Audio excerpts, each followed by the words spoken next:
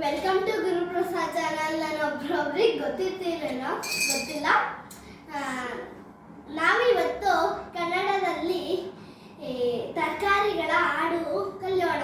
ಬೆಂಡೆಕಾಯಿ ತೊಂಡೆಕಾಯಿ ತೋಟದಲ್ಲಿದೆ, ಬೆಂಡೆಕಾಯಿ ತೊಂಡೆಕಾಯಿ ತೋಟದಲ್ಲಿದೆ, ಉಂಡೆ ಉಂಡೆ ಉಂಡೆ ಬೆಲ್ಲ ಬೆಲ್ಲ ಬೆಲ್ಲ ಡಬ್ಬದಲ್ಲಿದೆ, ಉಂಡೆ